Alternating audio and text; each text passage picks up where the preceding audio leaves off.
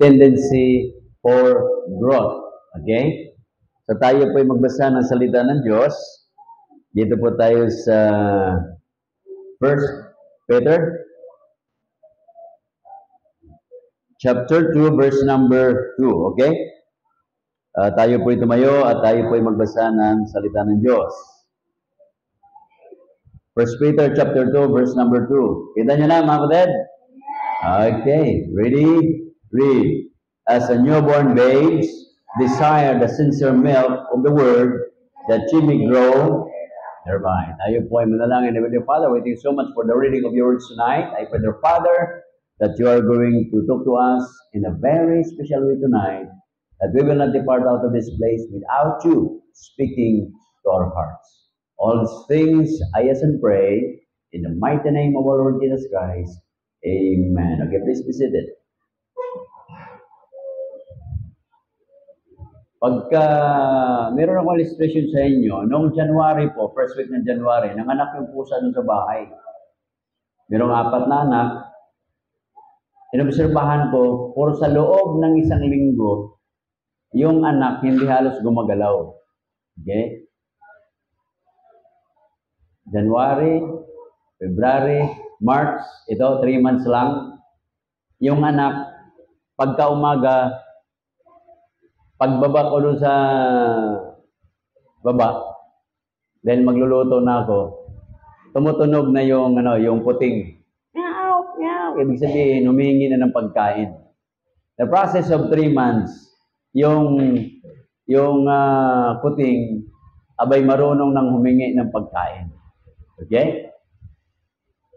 Ibig sabihin, nung araw, pagka nagtimpla ko ng gatas,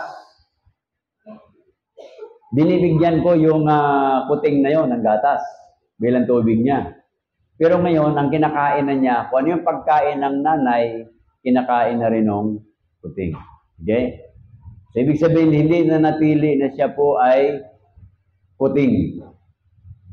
Ibig sabihin, mayroong process of growth. Okay? So, yun po yun atin mga budel. Pag dito, halimbawa, nalito, sino Jewel? Ikaw ba, Jewel? Yun. Jewel, oh. Kasi itong mga to, kaya sabi ni Preacher Darrell, ang babata, ano ho? Hindi ho, mukhang bata lang. Ang tanda na niyan eh. Jewel? Oh. Tanda na niyan. Mukhang bata lang. Si Alpheus, tama Alpheus? Yan talaga batang-bata eh. Sinong maniwalang engineer yan? Di ba? O wala eh. Niloloko lang ninyo, engineer. Kita niyo yan? Kalaro nyo lang. Sabi nga ni Mrs. eh. Ito si Alpheus, parang ano lang to, parang batang-bata lang. O, di ba? Parang walang kamuang-muang sa mundo. Pero may girlfriend. Oh. Brad, isa lang ha? Isa lang. Dapat ang kanta mo, one day at a time. Okay. So, growth mga baday. So, ngayon, titingnan natin, test to Christian growth. Paano ba? Paano ka lumago? Kumusta tayo? Okay? Kumustahin natin. Kasi lahat naman dito, Kristiyano na eh. Unang kumusta natin? Kumusta ang iyong prayer life? Nagpe-pray pa ba kayo? Oh. Tatay ko, ang prayer niya, yung kanyang mga pamangkin ay maligtas. Akala mo mga bata pa ito mga to? Si Jewel, 20 na yan. Ang katabi, 22 na eh. Oh, pero parang mga bata lang, di ba? Huwag mo na tanongin yung kabila, baka 30 na eh. Okay, biro lang. Okay. Kumusta yung prayer life natin? Pangalawa, kumusta ang iyong Bible reading? Facebook reading, regular yan. Oh. Kaya kumustahin natin yung ating Bible reading. Another one. Kumusta ang iyong church life? There are 50 Sundays a year. I do hope and pray na magsabi mo, parang isang bisis lang ako hindi nakasimba. Ang ganda ng ganun, ano? Parang isang bisis lang ako hindi nakasimba nung ako'y nagkasakit. Kaysa yung ganito, itong taon yata na ito, parang 3 bisis lang ako nakasimba. Nung birthday ko. At saka nung Pasko. At saka nung church anniversary. Ang lupit mo. Di ba? Lupit ka. Pambihira. O, ano ba?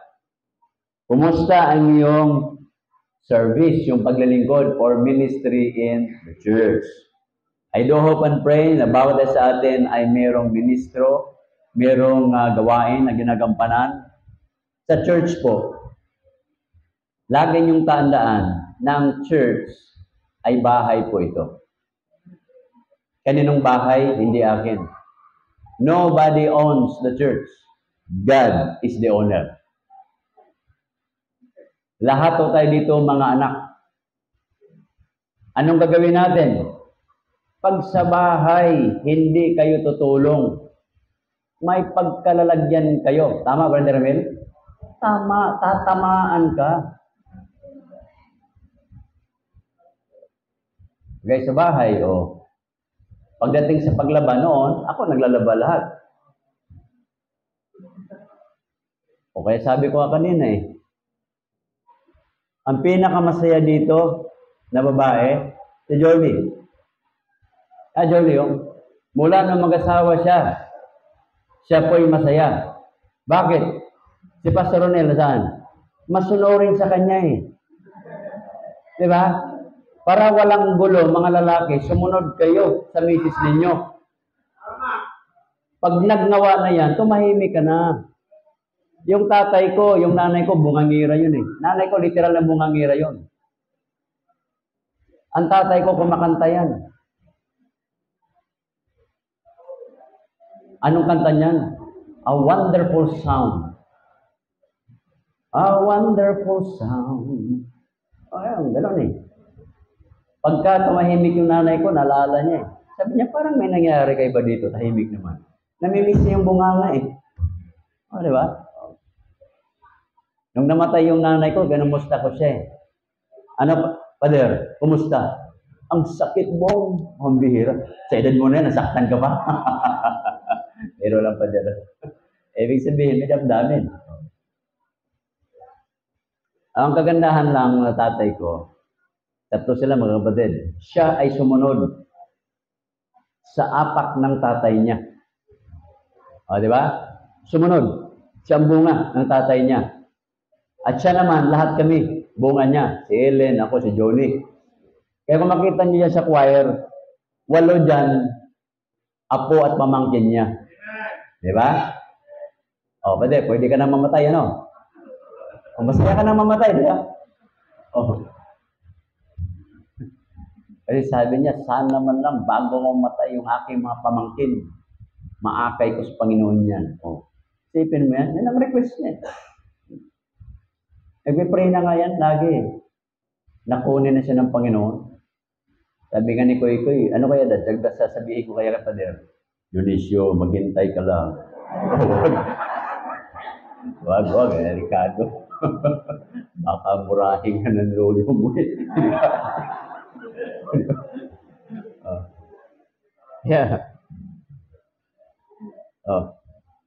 Pag binilhan ko ng gamot yan, ayaw niya na bibilhan ko ng 1 buwan na gamot.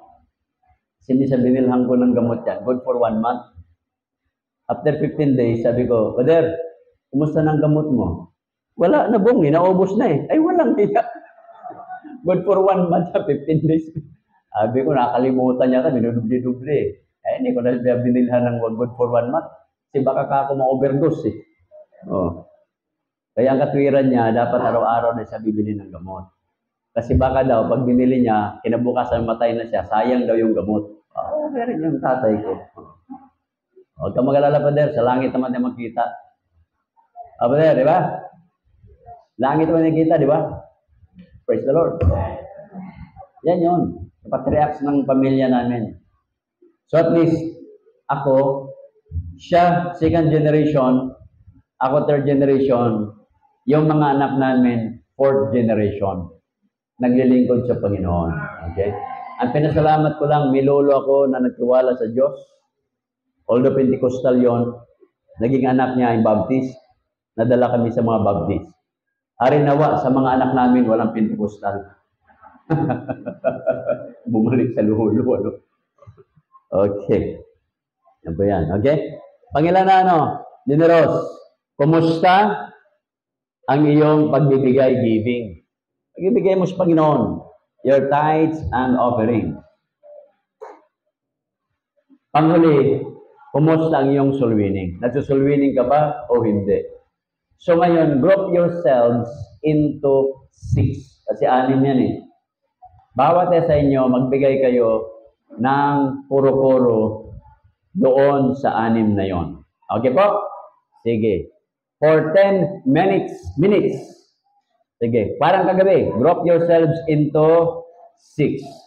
Yung mga kabataan natin, please. Yung mga may edad na, kayo po ang okay?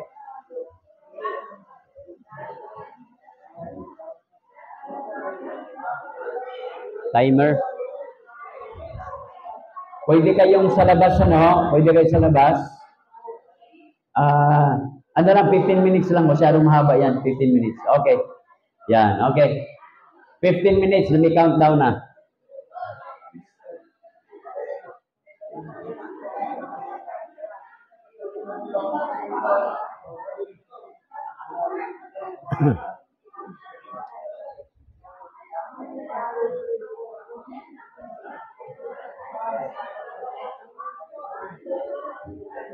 Kung kailangan yung picturean nyo, okay? Picturean nyo na lang.